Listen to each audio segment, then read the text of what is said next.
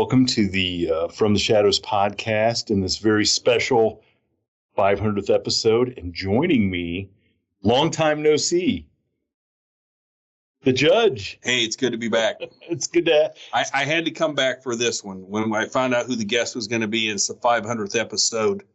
And I've been there at the maiden journey. I had to be on the show. Well, I only think the guest is here because he heard you were coming. That's what I'm hearing.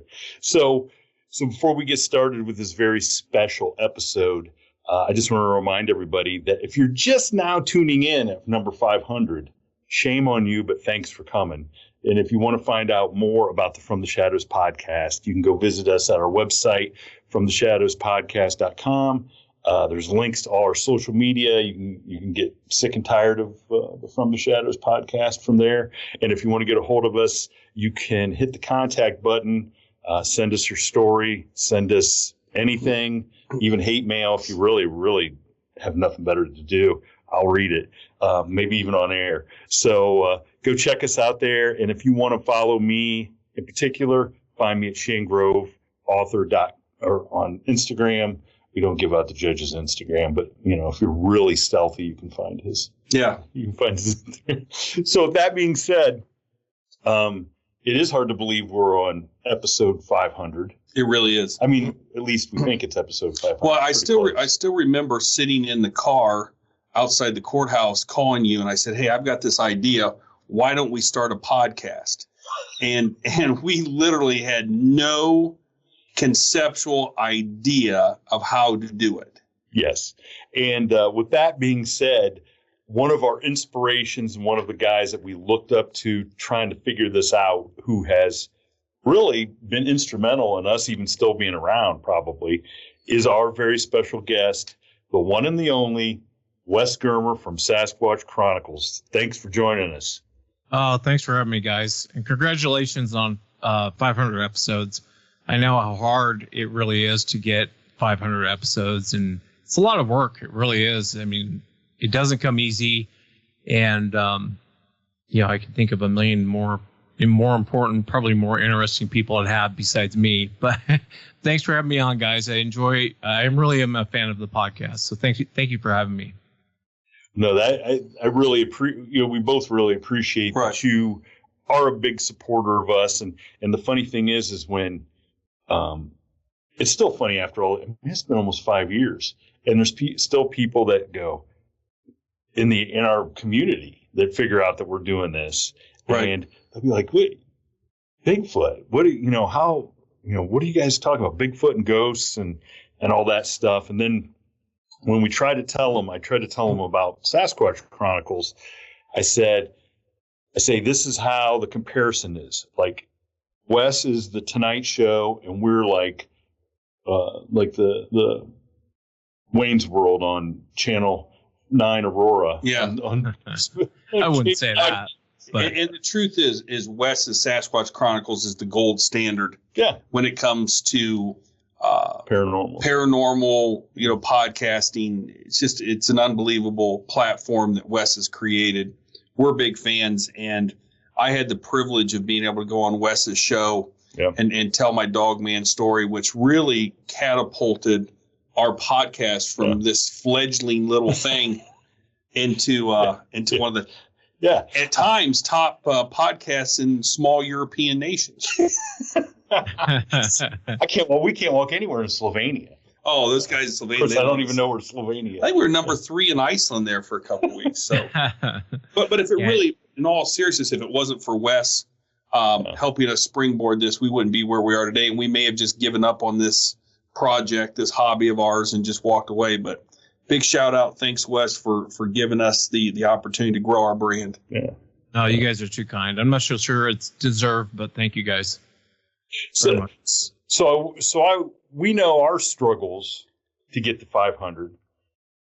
What was it like for you?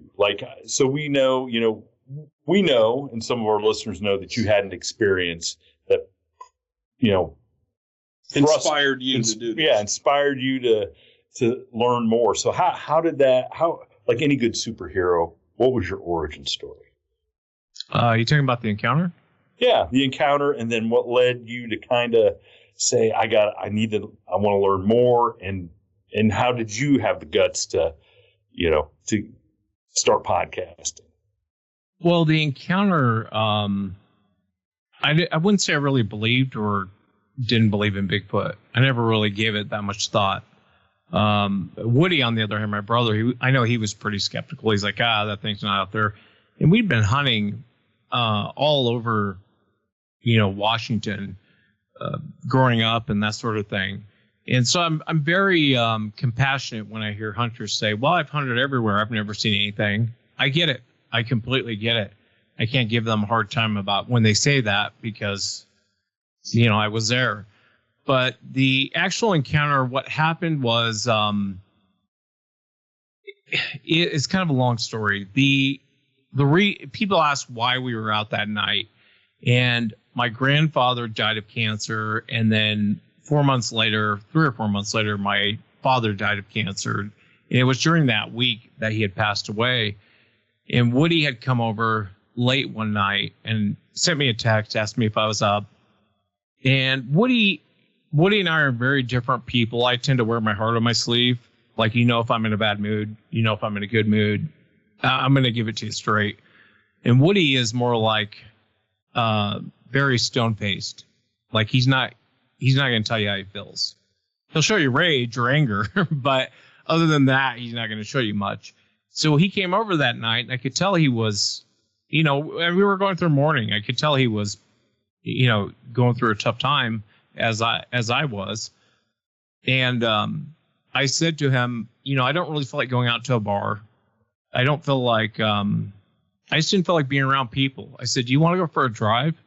Woody and I hadn't done that for years. He's like, yeah, let's go for a drive. And he had just got it wasn't new. It was a 2007, Ford Explorer. And this is 2012. So, it was a relatively new car, 4-wheel drive. And so we headed out that night, and we were just talking, driving. And it was areas where I kind of knew where we were at, but some places I didn't know exactly where we were at. But we went up past this place called Molten Falls it was in Battleground, Washington. You pass Molten Falls, and he took a right there. Well, I've been to Molten Falls, but I'd never gone past it. And we were driving this back road, just talking. We had our windows down, our windows were down. We were just kind of BSing back and forth.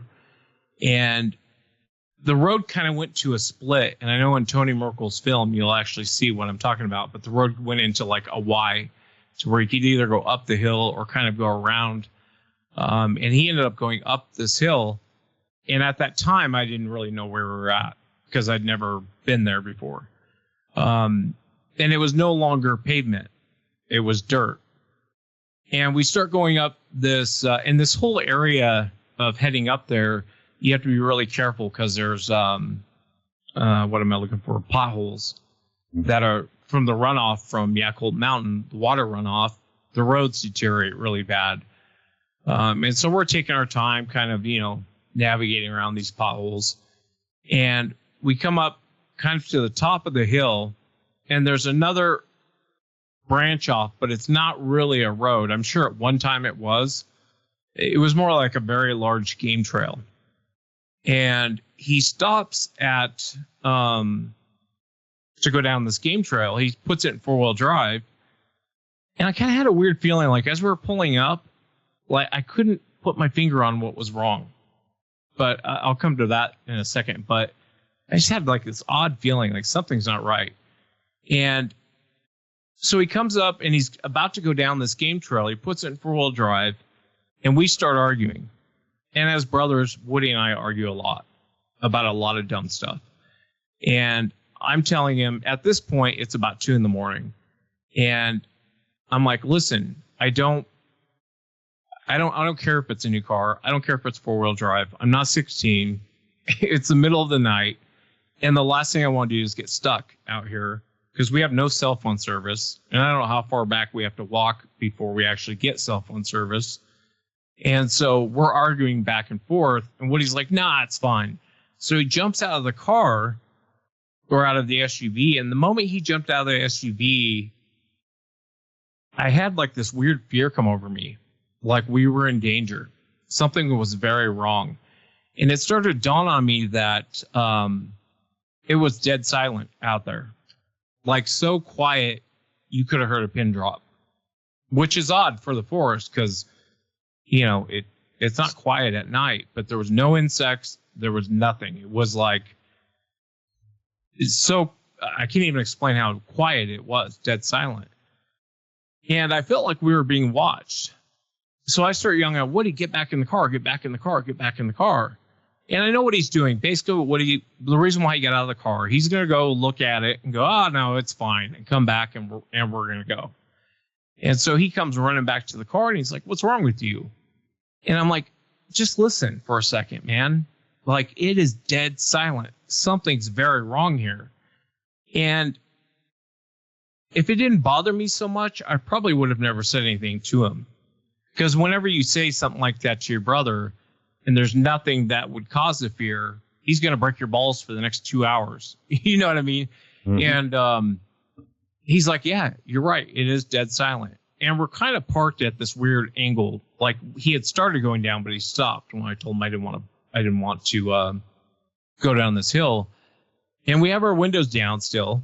And on Woody's side of the car, kind of in the tree line, so across the road and in this tree line, you could hear, it sounded like someone walking towards us. It sounded like a man walking in the woods. You could hear him step on stuff. Sounded big. I mean, he was stepping on stuff that was breaking on his way in our general direction. And me and Woody kind of looked at each other, and I'm like, it's 2 a.m. We're in the middle of nowhere. Who's this? And why is he coming towards the car? And off to my right, you could hear something coming as well, but it wasn't as big as whatever was on. Again, I'm assuming it's people, you know. And on my side, tree. Yeah, we have black bear. But for the most part, they'll leave me alone. No grizzlies, then. No grizzlies. That's much farther up north as you get towards Canada. But this was footsteps. I knew it wasn't a bear because it was footsteps. And off to my right, you could hear this thing coming, but it was like step, step, step, and it would stop real fast. Step, step, step, and it would stop. And on Woody's side, all you heard was step, step, step as it's coming. And you would hear it like step on things and break whatever it stepped on. This trail he was about to go down, we heard something else coming up from there. And I'm asking Woody, like, did we just walk into like a marijuana grow operation? Because it was illegal at that time. And I'm like, and a week before we had been target shooting with our guns. So our guns were actually in the back seat in cases. I just left my gun in there just because. Woody had like a Russian rifle. He had his pistol. We had a ton of guns in the car. And I'd reached back and I'd grabbed Woody's gun, loaded it, put one in the chamber, and flipped the safety on and handed it to him and told him it's hot, safety's on. I reach back, and as I'm loading my gun, I look over, and Woody has his gun out the window pointed at whatever's coming from the tree line. He's pointing his gun out the window. And I'm telling Woody, don't do that. Don't listen. If these guys want to fight, we'll give them a fight. I don't want to provoke a fight. We're in the middle of nowhere. And all this is happening very, very quickly. About that time, behind the car, you could hear the brush kind of explode, like something big was coming out of the brush. And you couldn't see it because, again, we're parked like, you know, at this weird angle where, like this. But we hear this thing come out of the brush and it growled at us. And it was a growl I'd never heard before. I didn't know what it was, but it was deep and it sounded pissed and it sounded big. And then you would hear it shuffle through the leaves coming closer to the back of the car. I almost pictured like if you army crawled, that sort of thing. And it moved up about 5 or 6 feet, stopped, and it growled at us again. The second growl was much stronger. It was different from the first growl. And that's hard to explain because, before we started airing, you guys saw my dog. When he's got one growl, and that's it. If he's mad, if he's whatever, he's got one growl.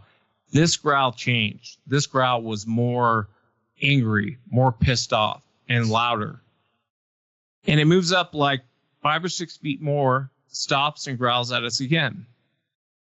And, we're in a position here where I don't know what's going on. It seems like people are surrounding us, but what's growling at us? It moves up like 5 or 6 feet more and growls again. And every time it growled, it sounded more pissed than it did the previous time. Now, at this point, did you think you were still stumbled upon some marijuana grow guys, or at this point you had written off the fact these aren't humans, this is something else? I wasn't even paying attention to the walking in on us anymore. The growl was so...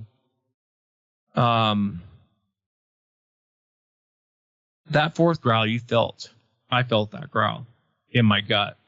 And my only concern at that point was whatever was behind us.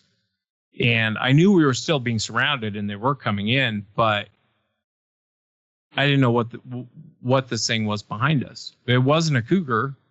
It wasn't a bear. The last time it growled, it couldn't have been more than a few inches from the back bumper. And it felt like being hit with a bat. I remember I was leaning forward, almost like my head in my lap. And I remember looking over at Woody, and Woody was in the same position. I mean, the last time it growled, it felt like your organs shook. It felt like, it's so hard to describe. It literally felt like my organs all shook at once. And I looked over at Woody. He's in the same position. He looks over at me, and his eyes are about this big. And he looks terrified. Now, I've never seen Woody terrified of anything in my life.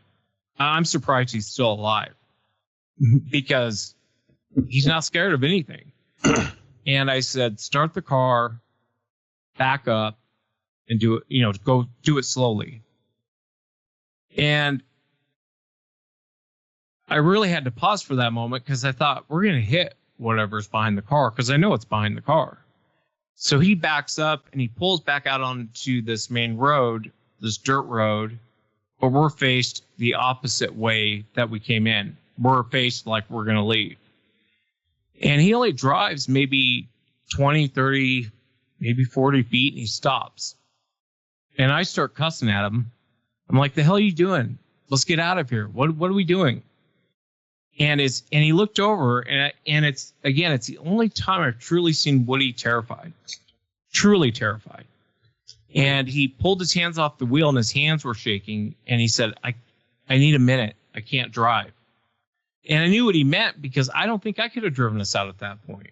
I think I would have probably stopped too. I'm not so sure I could have driven out at that point either. I mean, I was shaking as much as he was. And the weird part is I almost felt like, almost felt stunned, like stunned prey or something. It's hard to describe, but I remember just sitting there like a zombie, just looking straight ahead. And Woody was actually looking out the driver's side window, and he was actually looking up. And I can't tell you how long we sat there, but he looked over at me and he said, do you see this? You see this thing over here?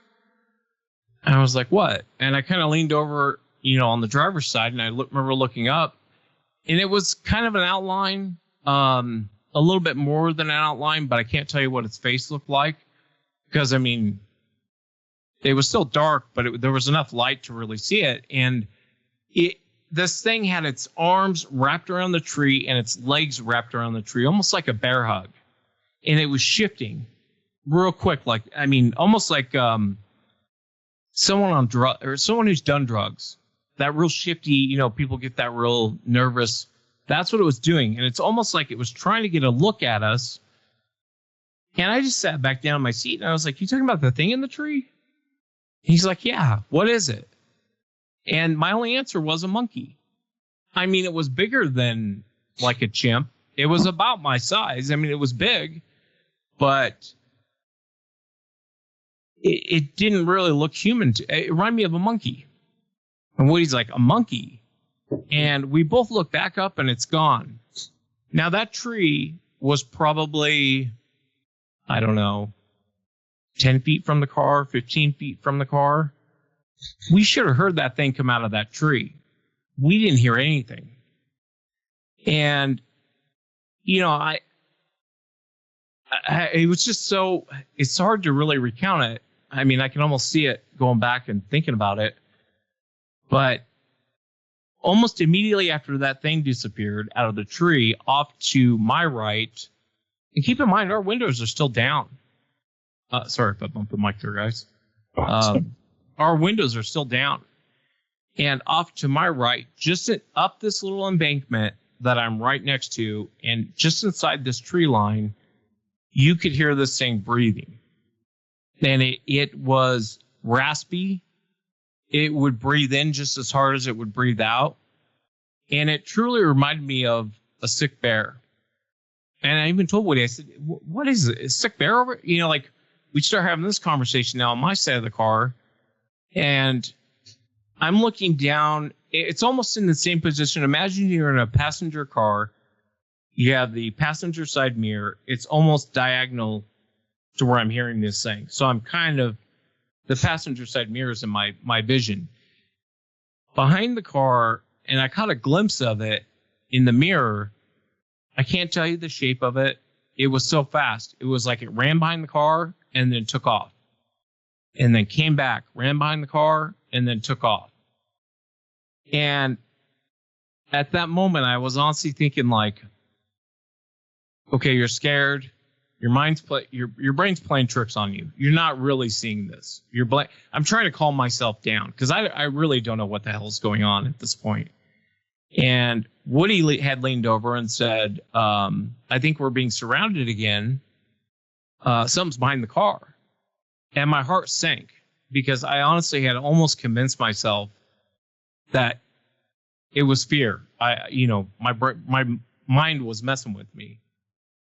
And I said, listen, whatever's going on up here, I don't know what's going on up here. I want to leave is what I want to do. Let's get the hell out of here. I don't want to be here anymore. Let's go.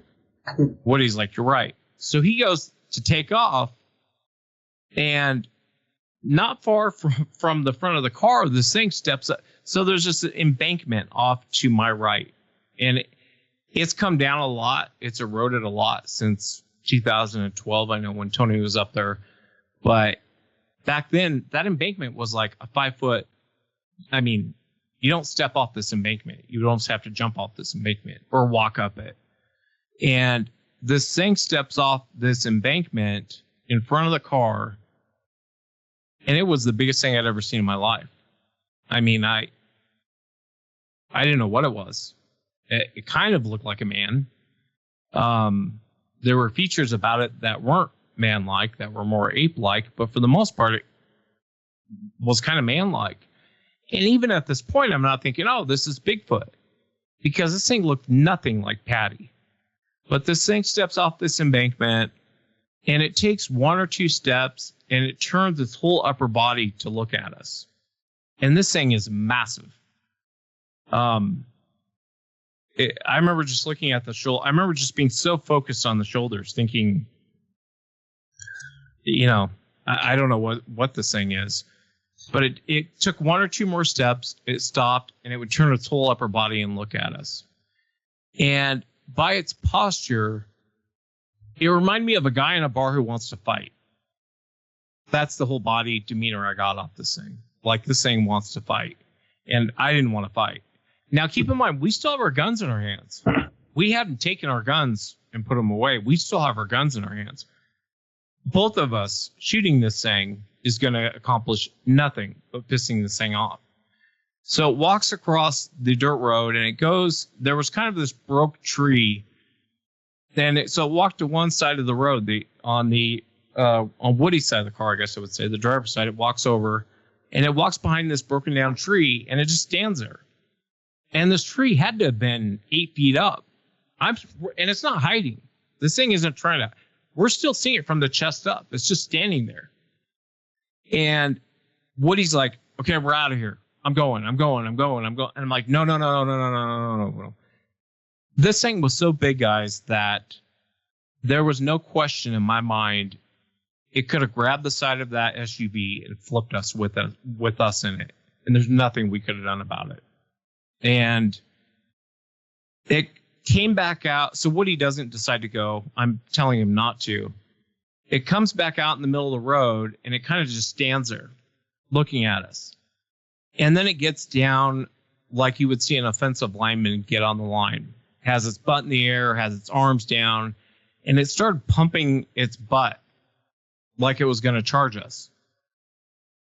And I don't remember if it was the first time, or Woody and I even still argue about how many times it did this whole walking out, stepping in front of us and getting down in this weird position, acting like it's going to charge us. I say it happened at least a dozen times. Woody says probably half a dozen times. Do you think it was trying to like silverback gorillas will do what they call bluff, where it'll get out on all fours and it'll fake like it's going to charge you, and it'll get back up and walk around to see if you leave, and then it'll get down. It'll I think they call it something like bluff or something. Yeah, that's what it was trying to do. Say that again. Did you get the feeling it was trying to like bluff you like a gorilla would, or was it just trying to egg you guys to get out of the car and fight? I don't even know if I can still answer that question. Usually when a gorilla will bluff charge you, they'll still charge you. They just don't make a contact. They'll break off that charge at the last moment. This thing never charged, but it acted like it was going to charge us. So it may have been a bluff, but keep in mind, we have nowhere to go. Like, in order to leave, we have to go this way. We can't. This is the only way out. And so we're kind of stuck. But it did this several times. It would walk back behind the tree, and it would just stand there, and then it would come back out and act like it was going to charge us. And you would see its butt pump. And I remember I told Woody one time, if it charges, and the whole time I'm thinking, please don't charge your car. Please don't. I might have even been saying it out loud. But I remember saying, please don't charge your car. Please don't charge your car. Please don't charge your car. And I told Woody after like the third or fourth time, if it charges, shoot through the windshield. I'll buy you a new windshield. Knowing full well we're not going to stop this thing. I think I had a 9mm. I think Woody had like a 40 or 45. I don't remember. Knowing full well we're not going to stop this thing. But we're going to hurt it on the way out. And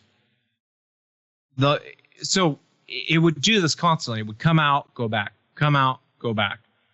And one time it was out there and it got down like it was going to, its little position. And another one had actually jumped off the embankment. I never saw it jump off the embankment. I actually saw it in midair. And I actually saw this one a lot clearer because this one was a light color, like a light gray type color.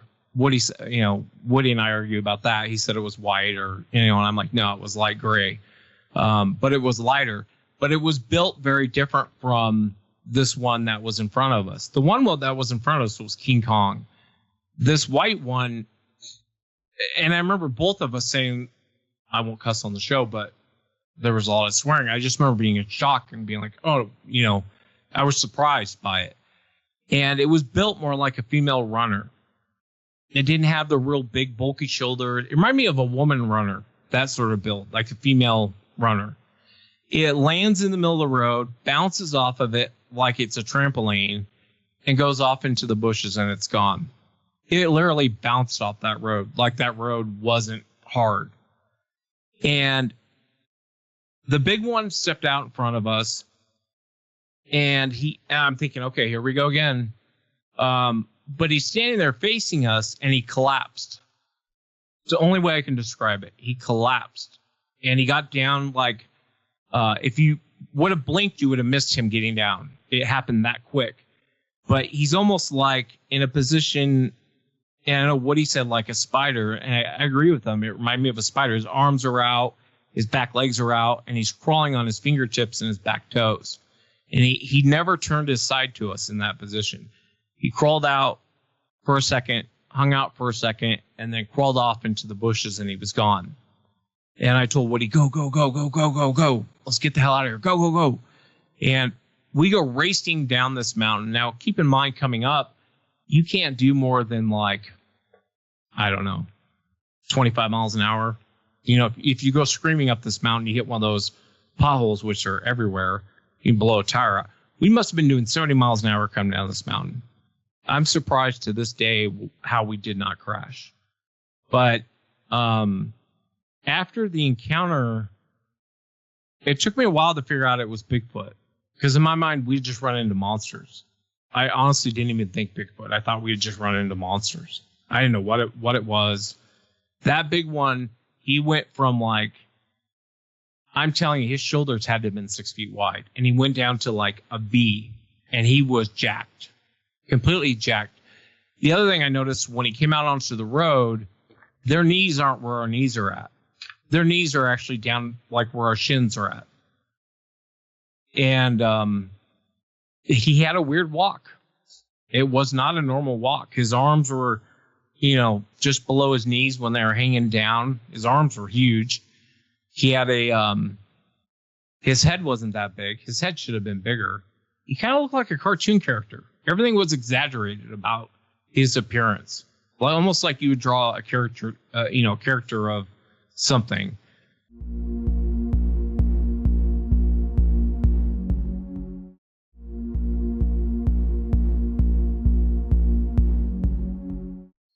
He had odd proportions, and he walked odd. And anyway, so we get off the mountain, and I'll skip over the part about the time. Unless you guys want me to tell you that part. So we're coming down the mountain, and actually, the sun was wasn't up, but it was in that position to where you can see for the most part. And I remember this knocking sound. I told Woody, I said, something's wrong with the engine. I told you to slow down. I told you, you went down that mountain. I'm really giving it to him. And I realized the knocking sound was actually the gun in my hand tapping the door. My hands were still shaking. And I didn't realize I still had a gun in my hand. And Woody laughed about it. But after the encounter, I really wanted to, and I'm skipping over a bunch of stuff, but I really wanted to learn more about this because it haunted me. Well, let me ask this, Wes.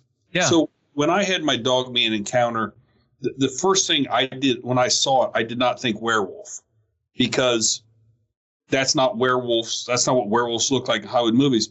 It's interesting that you said when you saw these things that you didn't think Bigfoot, because is it because that didn't fit the imagery that is typically out there? Yeah, well, I guess, I wasn't into Bigfoot at that time, but I guess when you think of Bigfoot, you think of Patty. Right. And, she's built like a vending machine. This thing would mop the floor with Patty. His shoulders were so wide. He reminded me of, imagine something 9 to 10 feet tall, about 1,000 pounds, solid muscle, has done way too much steroids in their life. It was man-like, but it wasn't a man. And I think in my mind, when I think of Patty, kind of like what you're saying there, Judge, with the, when you think of a werewolf and then you see a dog man, it's not exactly the same.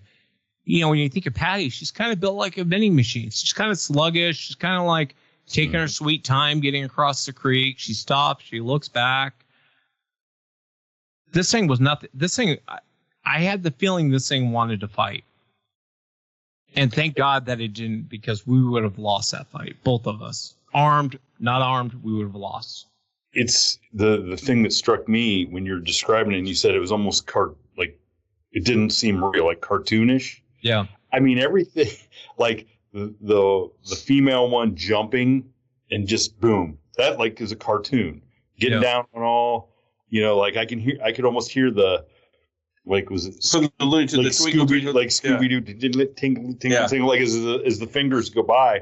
But do you think that big one was trying to get the other one, like, come on, I'm gonna take their attention so you can get across the road and we can get out of here? Like, do you think that maybe what he was trying to do? I think what happened was they were heading down off the mountain, and I don't want to say I know where they come off the mountain. I found areas where it looks like some things very large are coming off the mountain. But I think what happened was they were coming off the mountain and they were headed down to the Lewis River water drainage system. I won't say really it's a river. It's like a big creek.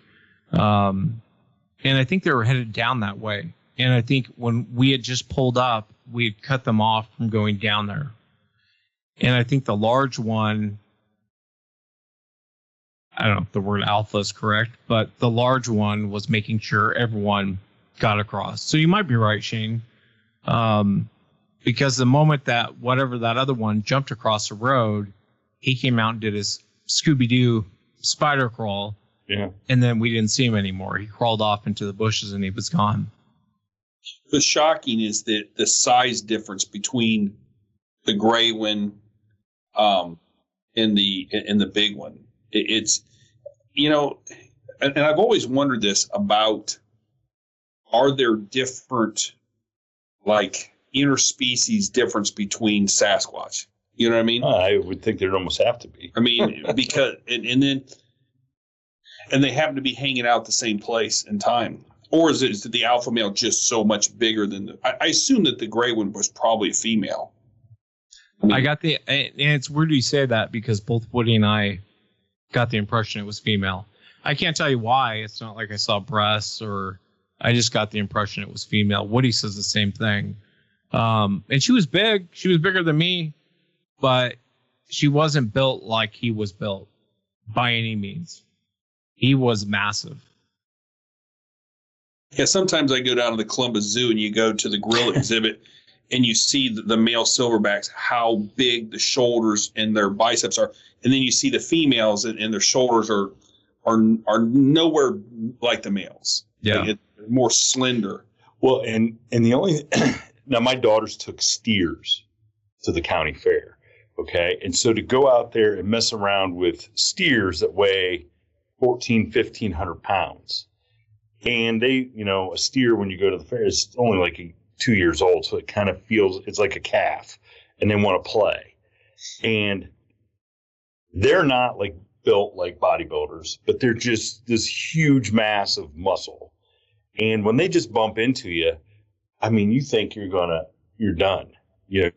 Thankfully, they're young and you can kind of control them. So when you you and everybody else describes these close encounters with these creatures, you're 100% right. That thing could take the side of the Ford Explorer and roll it over if it wanted to, or crush the front end if it wanted to, because that is massive. Even 1,000 pounds is massive, obviously. But anybody that's messed around on a farm with animals that size can relate to just how powerful those things are, and they don't have hands. Yeah. And if it's 1,000 pounds and it's solid muscle, like I don't think this thing had fat on it at all. It was absolutely solid muscle. But you're right, Shane. I mean, there was no doubt in my mind it could have flipped us over in that car. And then there's nothing we could have done about it. Yeah, a silverback gorilla, they estimate, could bench press 4,000 pounds. Oh, wow. I didn't know that.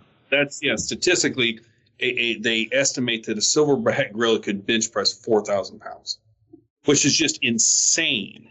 Yeah. If you've ever seen the world's strongest men and how much they can lift, it says silverbacks can lift over 1,763 pounds, which is about twice as much as a well-trained lifter. They also can bench press up to 4,000 pounds, which is times up. So imagine something 3 times the size of a silverback gorilla, what it would have done to that Ford Explorer.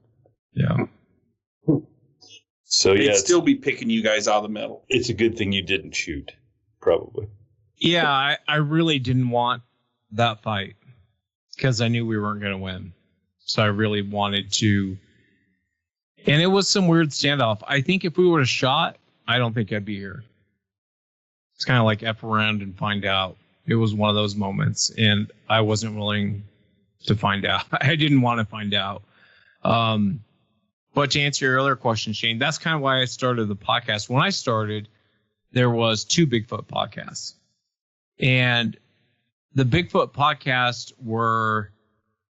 they would interview researchers over and over and over and over again.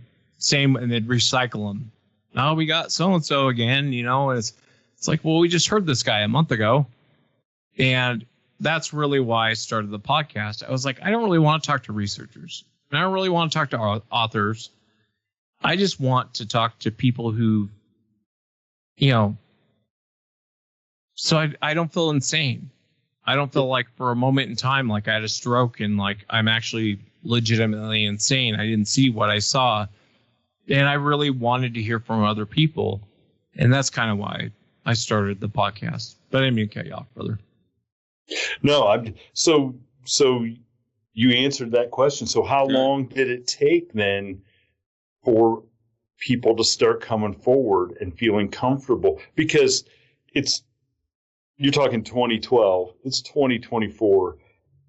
I'm sure what we have that goes on behind the scenes is similar. There's 20 people that I know that have unbelievable encounter stories that still don't feel comfortable to come on the show and talk. They just want to talk. They just want to talk to me off the air and share their story, and it's these great stories that you're like, man, people would really love to hear this. If I have that many, how many could you possibly have? It took me 30 years to feel comfortable telling my Dogman story. Yeah.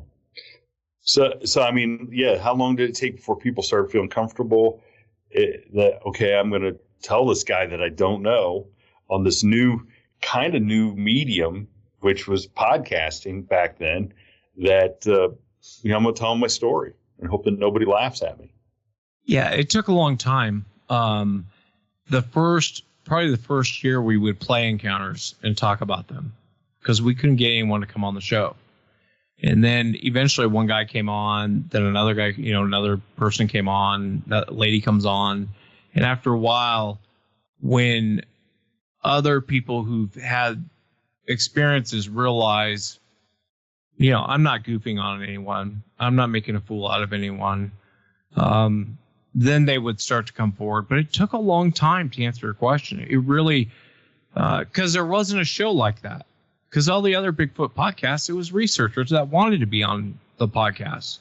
And so when you have someone who's not promoting anything, they're just coming forward, it took a long time, man. We played a lot of clips of other encounters from like Monster Quest or, different shows, and then we would discuss them.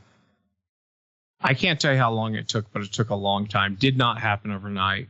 Really probably struggled for the first year or two, having people consistently send encounters and realize I'm not going to goof on anyone. I'm not here to make fun of anyone. I'm not Howard Stern. I truly want to hear people's encounters because we don't have one in a cage that we're all studying. It's so hard to learn about their behaviors, what they do, why they do it. And over time, when people come forward and share their encounters and they share what happened in the encounter, what the behavior of what it was doing, you start to kind of figure out these creatures. I still don't know what they are, but I can tell you I can figure out their behavior pretty quick. I can almost, when someone starts telling an encounter, I can almost tell you how it ends. Because I've heard so many. It's not that I'm some master, some genius or anything, but I've heard so many and I've learned so much about their behaviors and that sort of thing. But I'm rambling. But to answer your original question, Shane, it took a long time, man. We really struggled to, we don't have anyone this week. Well, let me pull some clips and we'll talk about these. So. Well, I mean, and I think that the fact that you guys had the experience that you did and how profound it was is probably what kept you guys going. And that first year, maybe when it was difficult, because you knew what you witnessed, and you knew what, how it affected you, and that there's other people out there. And if you could get them to come forward and that's the cool thing about listening to you interview people. So you've had this experience, in a lot of different parts that a lot of different people have, and they're, like the getting down on all fours and the charging and the circling around. There's all different parts of your experience that you hear in other people's experiences.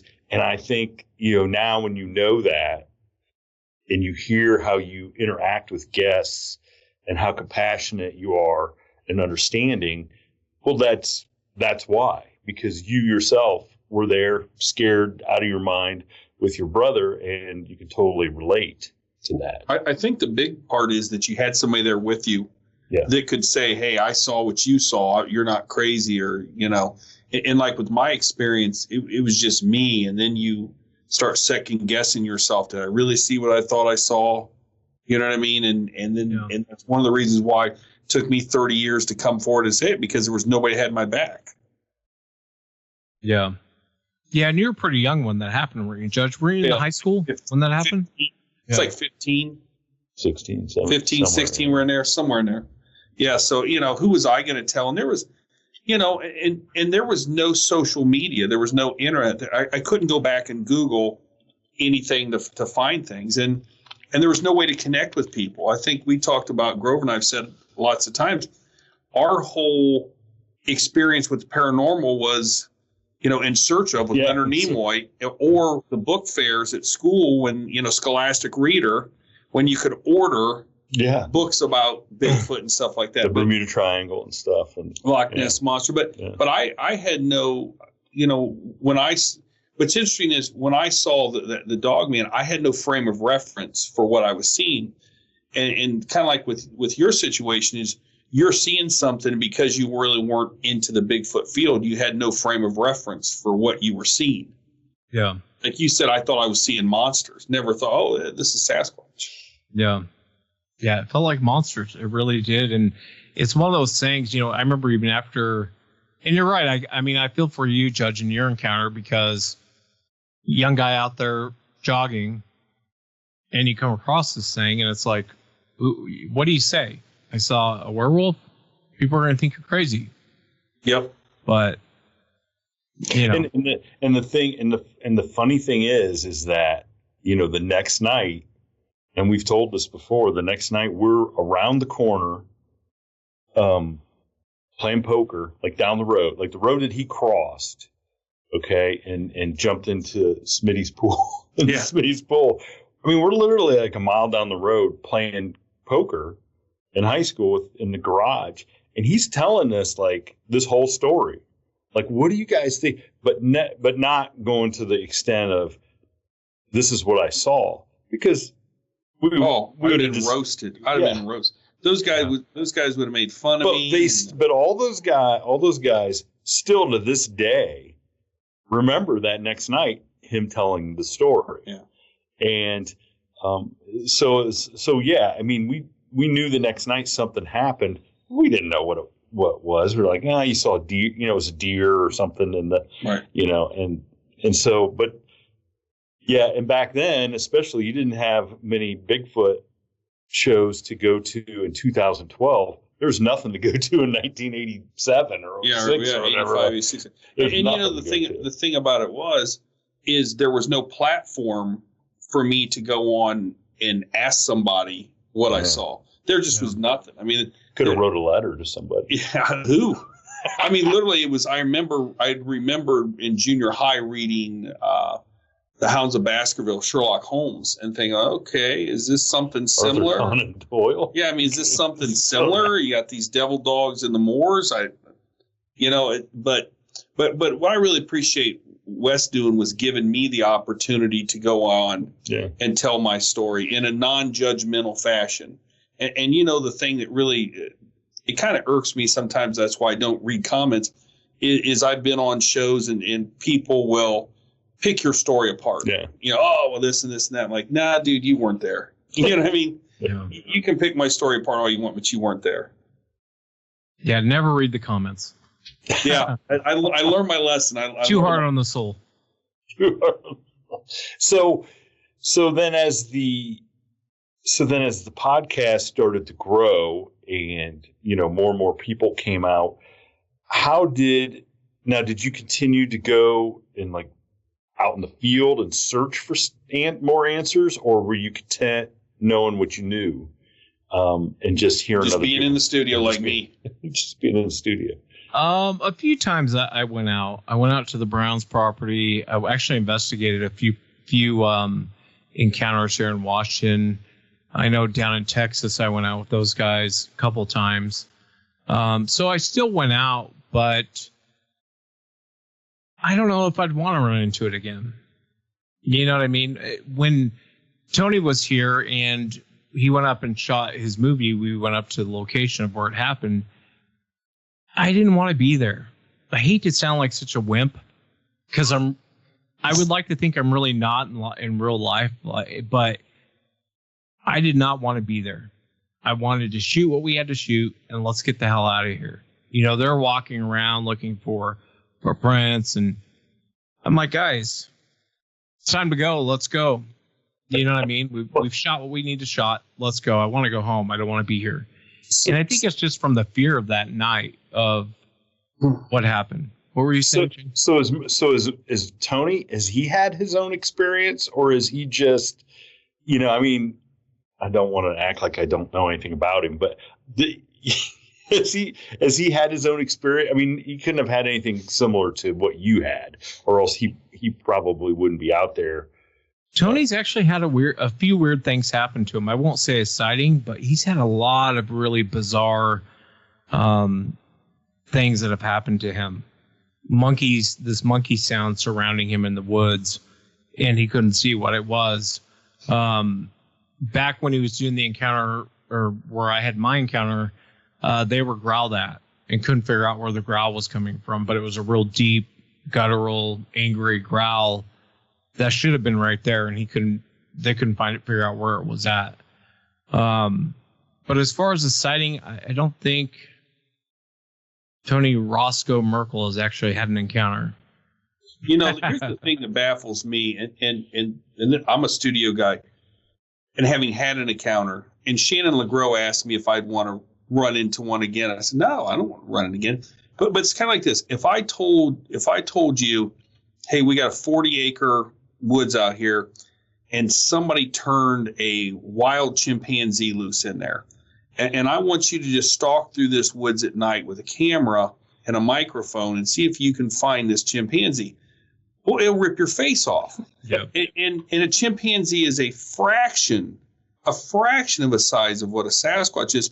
So why do people do it? I mean, I can't get through my mind why people decide, you know what, we're going to take a camera crew and no high-powered rifles, and we're going to go out and trounce the wood hoping to stir up some Sasquatch activity.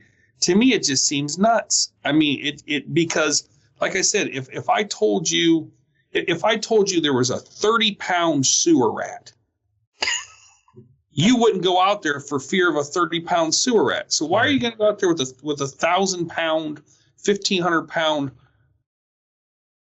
simian that would ignorance is bliss. Ignorance is bliss, I guess. But to me, it just doesn't make sense. I think part of it is people call it researching, which I don't really know what they're researching. But and the other part of it is I think some people want to have an encounter.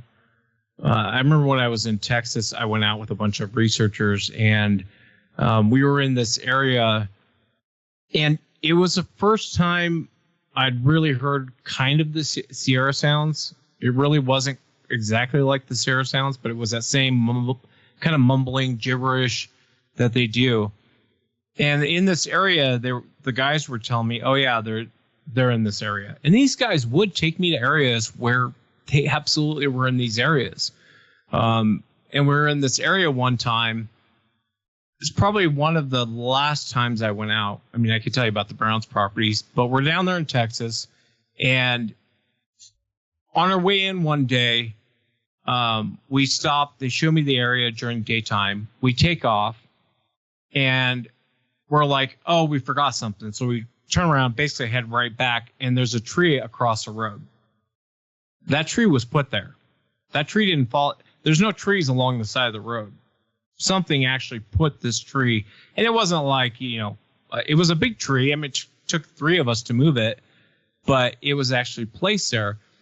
So later that night, we go into this area, and I'm like, I'm with you, Judge. I don't know what I was thinking. I should have been home in bed. But right around 2 o'clock in the morning, you could hear what sounded like owls going off.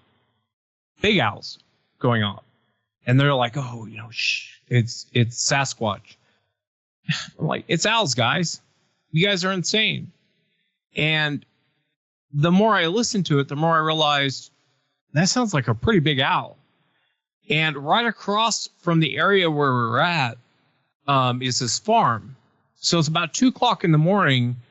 The farmer comes out and empties a shotgun, all the shells into the air.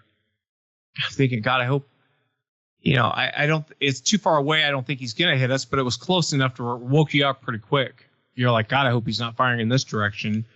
But he was firing because of these things. I think they were coming from his property. So we're in this area. You hear these owls going off, and you would hear them off on this side, and you would hear them off on this side. Well, it shifted from owls that sounded like, your normal owl sound to that gibberish. Like this group over here was yelling at this group over here, and this group over here was yelling back at this group. And it was the first time I'd truly heard it in person. I remember thinking, wow. And it kind of got quiet that night. And we were just kind of, one group wanted to go off and search. And I'm like, well, I'm not going off and search. I'm going to stay right here by the truck. It's insane. And so they go off, and it was me, Bob Garrett, and this other guy from, I can't remember where he's from, Chicago or something. And I had like a night vision thing, a night vision camera I was looking through, and I'd handed it off to him. And not far from where we were at, probably, I don't know, 40, 50 yards away, someone was walking across the road. And I'm like, well, who's that from our group? And why don't they have their flashlight on? Like, it never clicked what was actually going on. I honestly was thinking it's someone from our group. I'm like, they must be lost, but how could they be lost? I mean, and this figure walks through the brush. It might have been closer to 40 yards. I mean, you could hear it breaking the branches and walking through the brush. And I thought, why are they walking through the brush? And it went around, and I turned around to ask Bob. Bob's an older guy at this point. Bob's already halfway up the trail. I'm like, what are you doing? So I tell the guy, hang out here. I'm going to go find out what Bob's doing. So I go walking up the trail to Bob. Well, this thing was doing a clockwise turnaround where we're at. And I was like, Bob, and we stop. And I go, Bob, what are you doing? What are we doing? And he goes, and he starts to tell me it's one of these things. And even then, I don't think it's one of those things, a Sasquatch. I'm thinking it's someone from our group playing a joke or something like that. And so me and Bob start talking, and I start asking Bob about these tracks we found the day before because he wasn't there.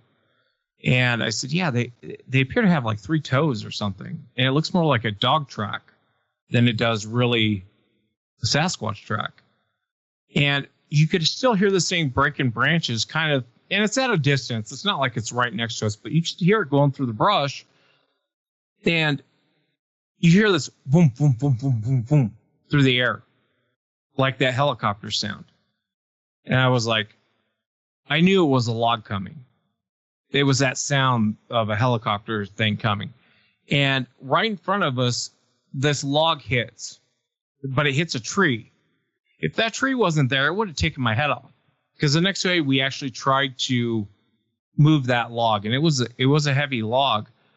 But I'll never forget, Bob, after that thing hit the tree, that log hits the tree, my jaw's almost to the ground, and I'm in shock.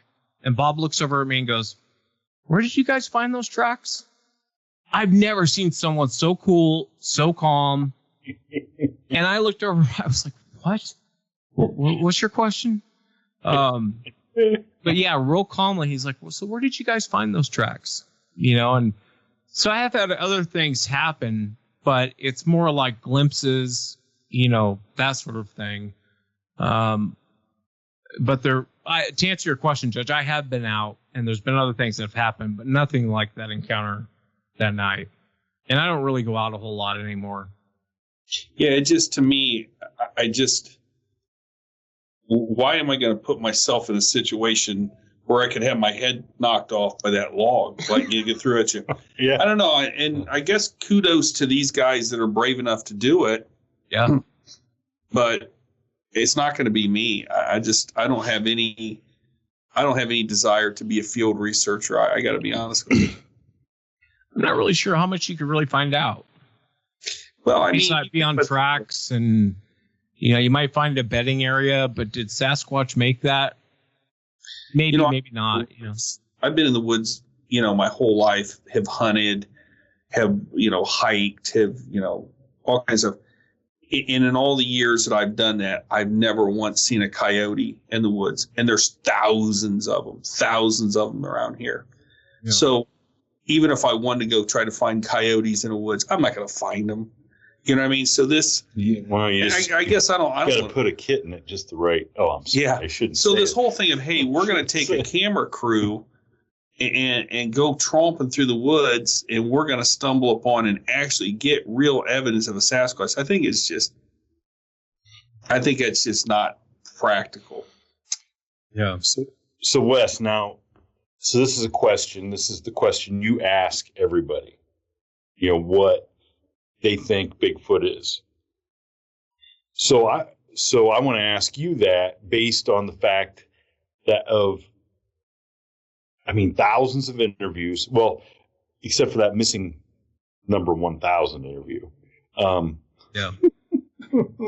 Which I just saw. I was so tempted. Somebody just said something about that the other day on the one forum, and I just so badly want to say, yeah, Wes sent that to me to check out, and I accidentally erased the file. I'm sorry. Don't hate us. Well, so you've listened to all these encounters, interviewed all these people, had your own experience. Like, what is it that you think? What is it that you think this may be, or is it just part of something even bigger that is going on?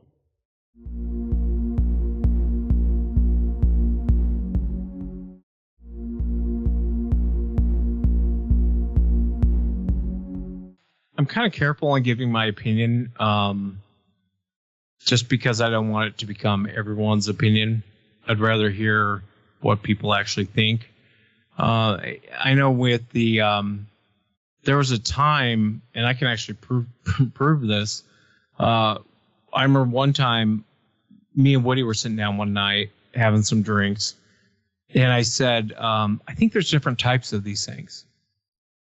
I really think there's different. And Woody's like, what do you mean?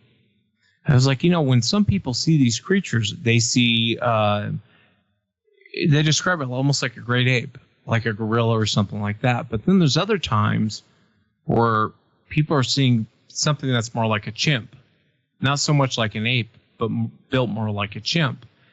And then there's other people to where they see it and they'll say it looks human.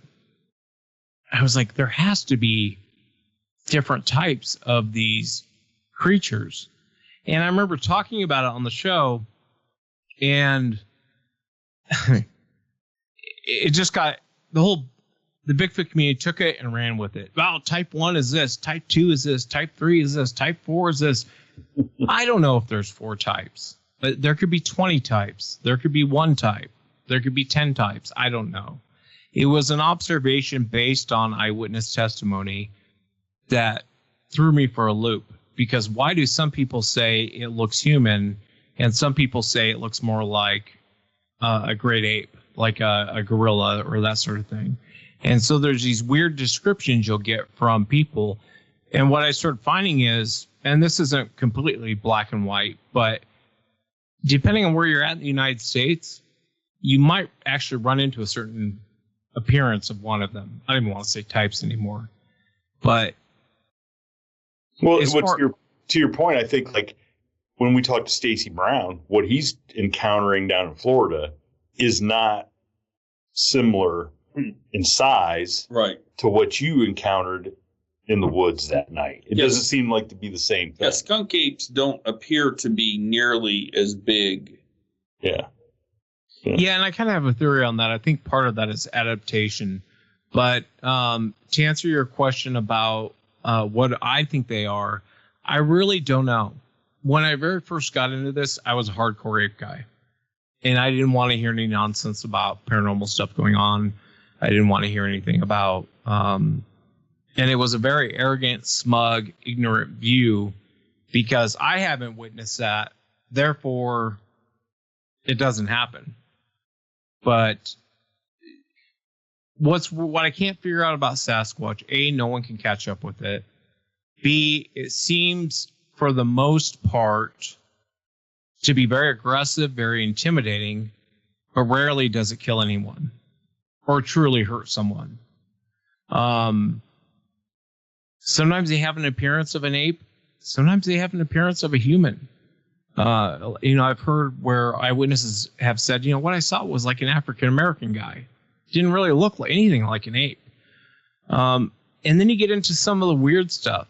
Over the years, I would get these reports where people would have these things on their property, and it was like a long-term sighting. It wasn't a quick, it happened over many, many years. They would see these things. And what I really started finding is almost everyone, not 100% of the time, but more often than not, people would always end the conversation with, and by the way, I'm also seeing these weird lights. And I was like, what? What do you mean weird lights? And they would describe these lights that they were seeing on the property. And so you throw that in the mix, because those lights come up a lot. And I even have filmed the lights one time in the general area where I had an encounter. And then you get into reports. I remember these two brothers I interviewed, and they were hardcore. These are gorillas. We're going to start killing these things. And when it was all said and done, they started telling me all these weird things that they had witnessed. And they didn't want to tell me because at that time I had the reputation of like, I don't want to hear it. And they started telling me about all, these things looking like the predator when they're coming out of the tree. And then their eyes glowing, not reflecting.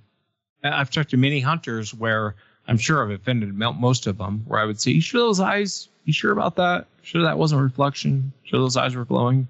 Yeah, a lot of these guys have been hunting longer than I've been alive. And they're like, no, these eyes were glowing. And that incident with the brothers I was telling you about, they told me that. Their eyes glow like Christmas lights. If your eyes are producing light like that, you can't see. That's not how the eyeball works. If the light's coming out, it would blind you. So to answer your question, I don't really know what they are. That's why I always tell people to be very careful, like with gifting and this other stuff, because we really don't know what we're dealing with. I know with like Dogman, I tend to think it's more of a evil entity and I gotta be careful, because when you say that, you think like evil spirit, but people aren't seeing something see-through, and the judge can speak about that. It's not something see-through.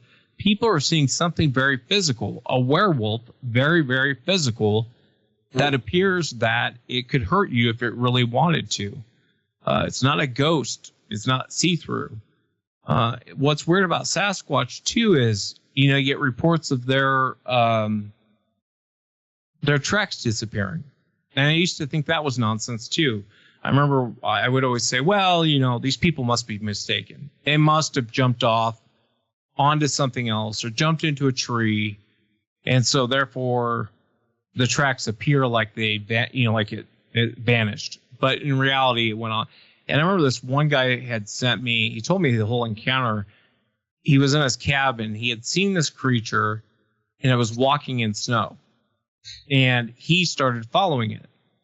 And he was taking pictures. I can't remember if it was video or pictures. I remember what I saw was a picture. But he was following these tracks. The tracks completely stop. And it's in the middle of this field. There's nowhere for it to go. I don't know where these tracks went. Stuff like that. You're like, how do you make sense of that?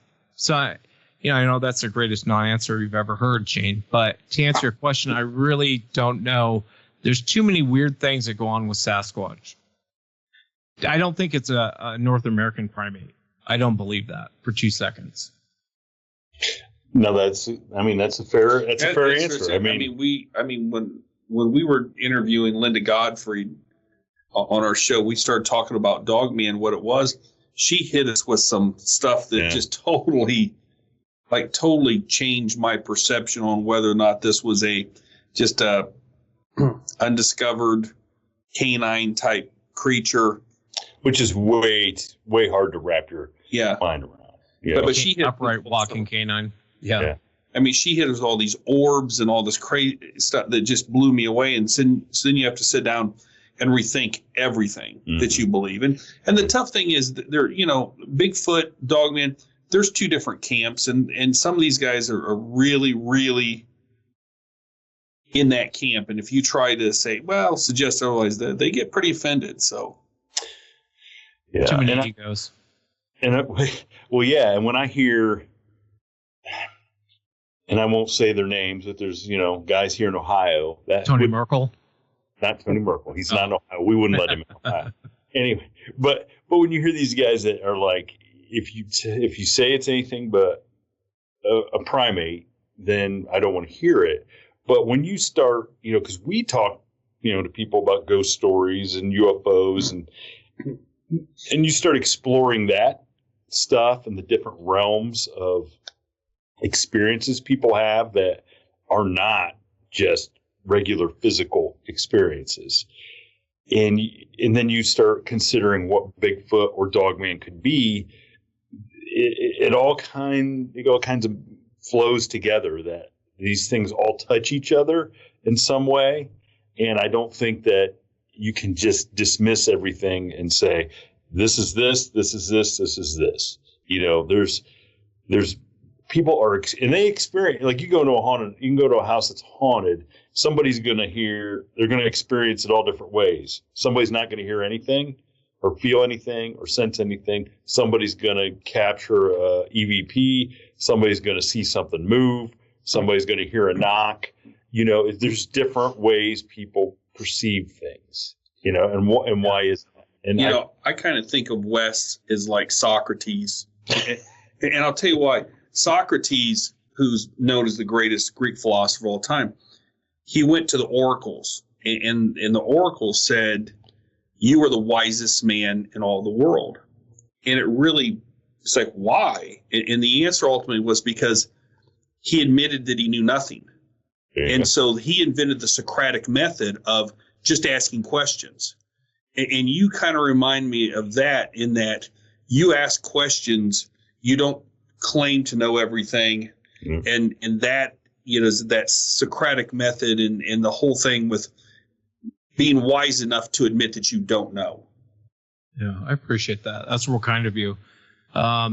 It is. It's frustrating because, like what you were saying there, Shane, if you think it's a great ape, what are you researching then at that point? If you already have it figured out, why research it? Yeah. Why go out there anymore? And I think part of it is arrogance. There's a lot of arrogance in this field, which I don't understand. For a field we know very little about, you would think you would be shocked by the level of arrogance. And, when when eyewitnesses come forward, when they see these weird things that are going on, if it's one person, you can go, I'm sure there's medication for what this guy has. But when it's thousands of people seeing this weird stuff going on, at some point you have to stop and go, what the hell is going on here? You know what I mean? You can't. And if you goof on people, they're not going to tell you anything because they know that's where you're coming from. But you learn a lot when people tell you some of these weird encounters. And I think part of it too, like I started talking about the lights, and we had recorded this light, and I remember I started talking about it. And the moment I started talking about it, it almost broke my email box. I got all these emails from people who had seen these lights in the woods, or lights, around where they have encounters. And I remember a few Bigfoot researchers reached out to me because I was like, okay, I don't know anything. I'm just going to ask questions. And I don't care if scientists listen to my show. So I don't really care to promote an agenda on my show as far as like, it's a North American wood ape and we're just going with that agenda. Because I could care less what science thinks or scientists think if they want me to hold some agenda. But I remember a few Bigfoot researchers reached out to me and they said, you're ruining the subject. And I said, well, what do you mean I'm ruining the subject? Well, you're ruining the subject because we don't talk about the lights. And if you ask most Bigfoot researchers, they've all seen the lights. And I know that for a fact because I've asked many of them. But privately, they'll tell you about seeing these balls of light in the woods in these areas where they have experiences. Publicly, they'll tell you it's nonsense. What is it you're accomplishing? I don't get what we got to make sure the scientists cares. Like, are you guys trying to find the truth or not trying to find the truth? Because it feels like you're not. Well, and like physicists, and believe it or not, and I've listened to Eric Weinstein on Joe Rogan and stuff like that. And there's a certain old boys club in the physicist world. And if you try to challenge some of those theories that they've eventually disproved as they're just wrong, you're kicked out of the club. Yeah. And guys don't want to get kicked out of the club. You want to be able to go on speaking tours. You want to be able to write books. You want to be on TV. Well, you want to get kicked out of the club. In this instance, though, we're the club. Like, we don't care. It doesn't really matter. It doesn't. I don't know that you and I are in the club. Well, we don't. Maybe Stacey Brown. We're junior members. We're junior members of the club. We've got our decoder ring every week trying to figure out the secret. We're message. not on TV and stuff like that. But what I'm saying is whether a scientist believes one thing or not does not prove or disprove what an eyewitness coming on and telling telling their story. So in this instance, there's nothing that's provable from a scientific standpoint in recounting the story. Right. Just think about the nature of what science is. What is science? Science is something that's measurable and can be repeated. Yeah. There's nothing repeatable with what we're doing here. Well, I'll tell you, the greatest scientist I knew was John Benner-Eggle. And I would bring him weird stuff. And John was an ape guy. And I would bring John weird stuff all the time. Listen to this. Tell me what you think of this. And I would pick his brain. And John was an amazing human being. I loved him. I mean, we talked all the time. And he would say, keep having him on. Keep having this weird stuff on. You never find answers if you look the other way. What is it you're trying to prove if you're unwilling? People who aren't looking into this weird stuff really aren't looking for answers. And he was fascinated by some of the stuff. The lights he was fascinated by. Their glowing eyes he was fascinated by. And John wasn't quick to go, oh, that's nonsense, or that guy's full of crap. He would say, I don't know. Let me really think about that. And he would think about it, and he would call you up, and then we would talk about it. But these Bigfoot researchers, going back to the ego thing I was saying, the day science takes over the subject, these guys think scientists are going to welcome them with open arms. That couldn't be farther from the truth. They don't need you. You're not fit to make them a sandwich. So who cares what they think? You know what I mean? And that's my point. Like, why not dig for the truth? Whether, listen, I'm not comfortable talking about the paranormal aspect of Sasquatch. I don't like talking about it. But if it's what's happened to someone, you have to talk about it. And if it's the truth, you have to talk about it. And if you have an agenda and you are sidestepping anything weird that ever happened in someone's encounter, you're not being genuine. Well, I will say this, I'm like the judge. I'm not out there. I'm an enthusiast. I love to talk to people. I love to hear their stories. I want to see if we can find an avenue to help them out. But the one time I did get taken out by Amy Boo, we had these sets of experiences that we walked out of the woods and I'm like, oh my gosh, what just happened? The very next week, you had somebody on describing the red eyes. And I'm like, oh my God, what? Now I have to consider what Amy and I just experienced as this, and then from that moment that you had that one first eyewitness on, more and more people have come. Now, I'm not telling you Amy and I saw Bigfoot, but we saw something that is unexplained and that we couldn't explain. And I would have just chalked it up to my eyes playing tricks on me, except for the fact that Amy saw it too.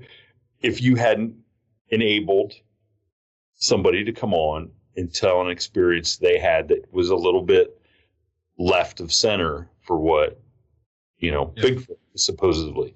So, yeah, it's everybody that comes forward with something that's just a little bit different adds to the puzzle. I couldn't agree more. And Amy Boo is the greatest lover. Oh, you know what? You just made her day. She will hear that. She knows that already. She is amazing. We love her every time we get to see her. It's great. But we've kept you long enough. You're way busier. I can go longer if you guys want. It's a 500 show. Or if you guys are ready to go, we can go. It's up to you. It's up to you guys. Hey, listen, okay, I got one more question. What's the best story that you've heard that you've not been able to convince somebody to come on and tell? Man, I hate to give you a non-answer. I've heard so many. I'm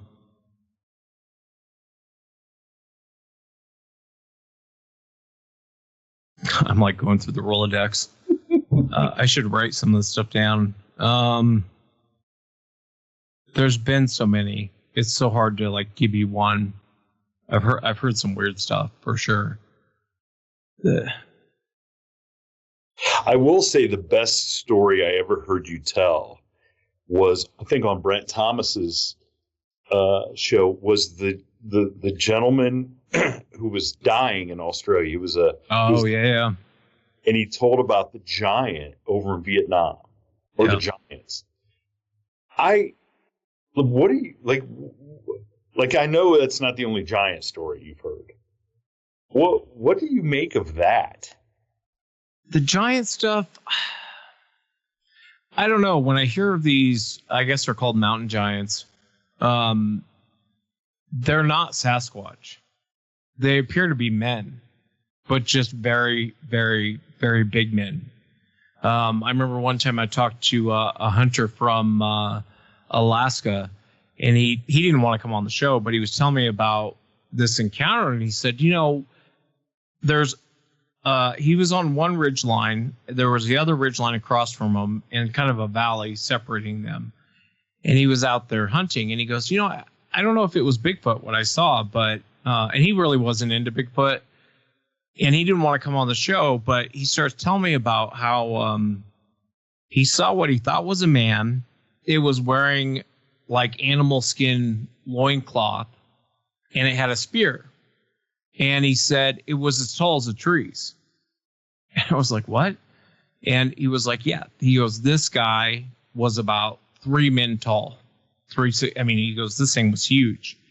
And he caught a glimpse of it, and he watched it kind of walk along the ridgeline, and then it went into the forest, and it was gone. He didn't see it after that.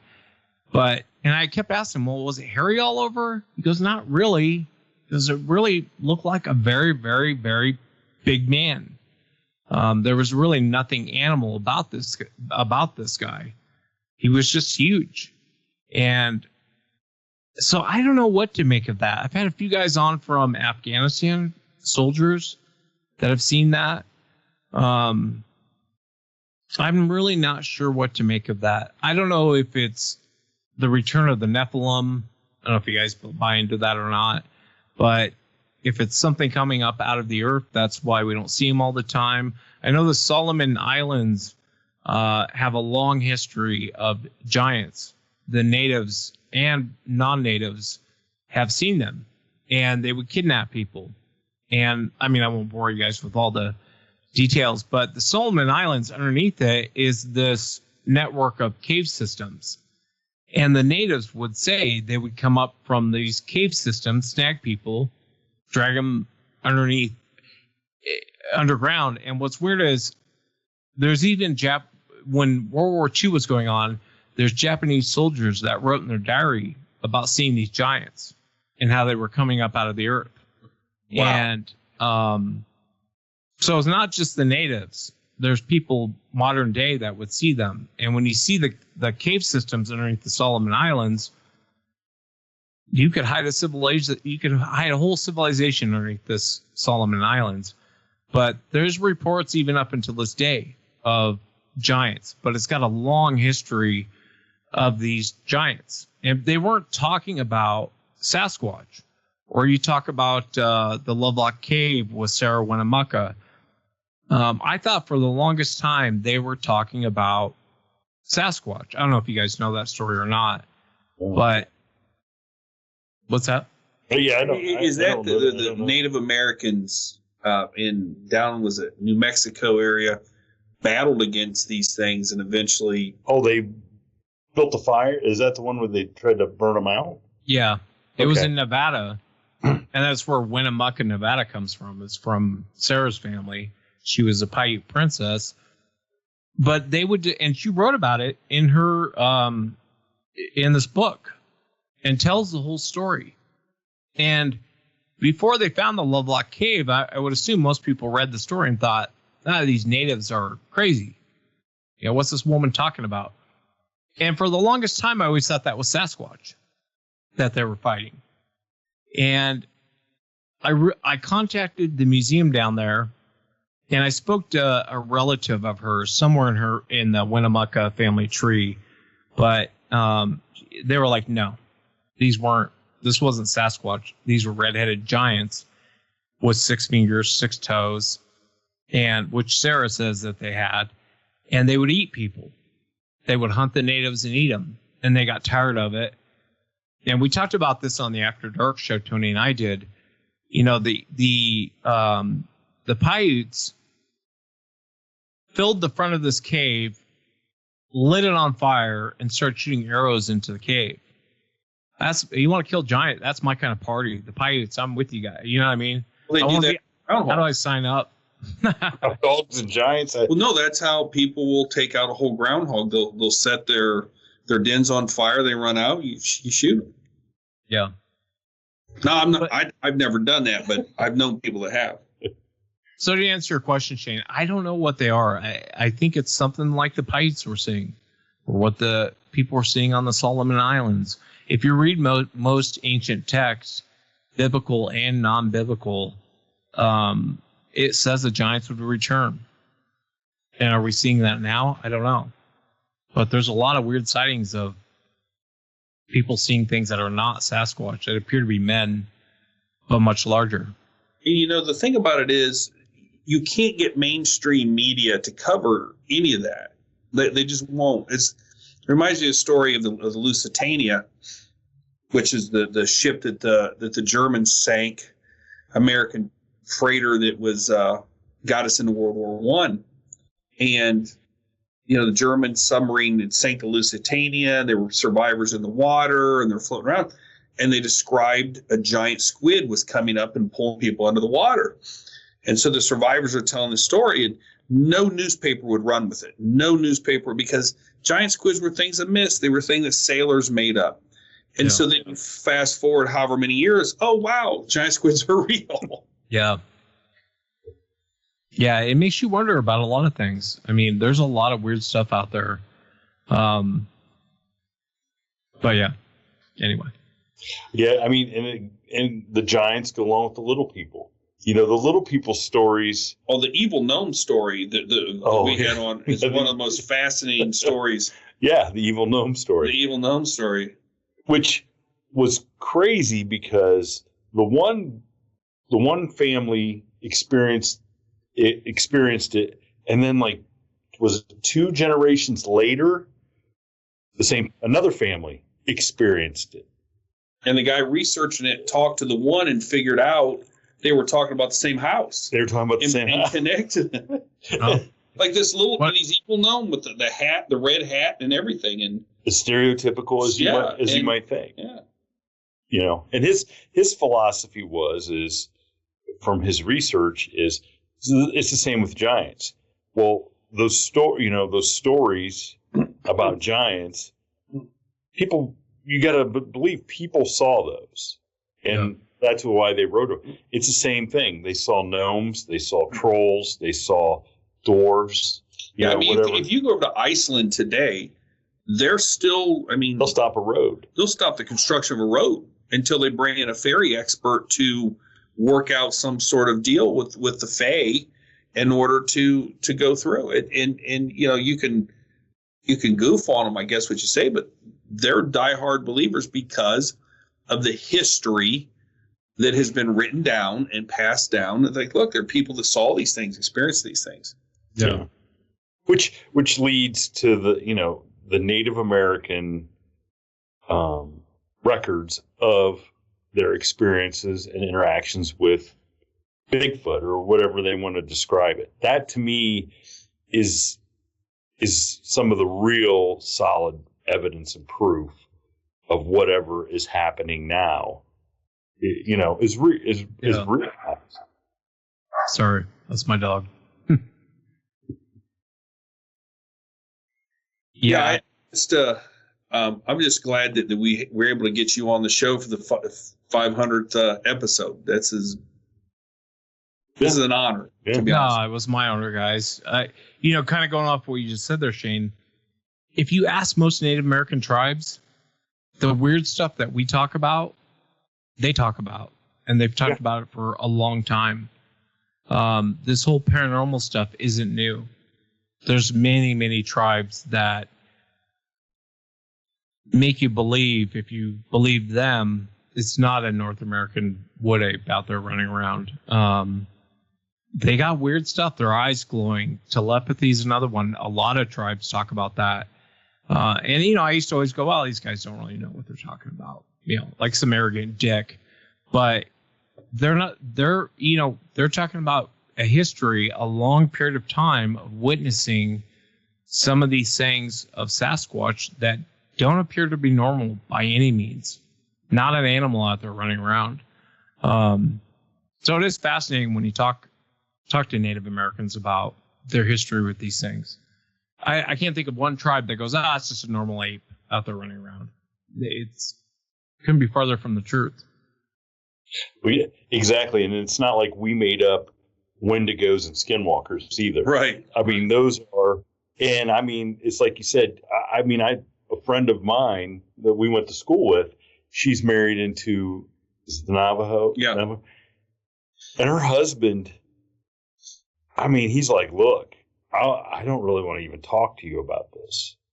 It's like, why? And it's kind of insulting if you don't take a step back. But he's like, look, you're inviting this stuff in. We believe this is how we were brought up. We were, that we talk about this stuff, we're going to invite it in. And that's another thing is, do we invite this, do you invite that stuff in? Yeah. It's just very similar to Greek mythology.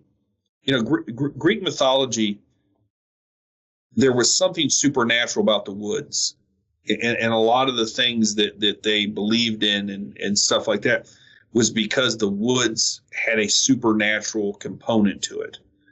There's all, the goddess Artemis and then Pan,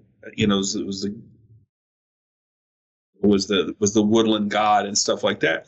In Native Americans, the same way, that there's something about, and if you go out in the woods, and if you just go out in the woods by yourself and just stand there, you get this sort of weird connection or this weird feeling. You know what I mean? Like there is something that special about being out there. It's a strange feeling. Well, Wes, like I said, we feel blessed to have you come on, to have you. Yeah, it was my honor, guys. Be a supporter. I don't think you expected to be compared to Socrates. Wisest man. But I can't wait for the Sasquatch Chronicle new merch line. Sasquatchies. How could you combine Sasquatch and Socrates? That would be good. Just stay away from the hemlock. Stay away. So, well, hey, thank you. We appreciate it. And, we're always in awe of what you have done before us. Yeah. Done before us. And we appreciate everything. You guys are too kind. It was my honor to have, coming on and being on the 500 show. So congratulations to you guys. And thank you again for having me. Thank you. Thanks, Wes. Thank you for tuning in to this week's episode of the From the Shadow. Until next time, never shy away from the darkness or what may be lurking in the shadows. We are out. God only knows what's hiding.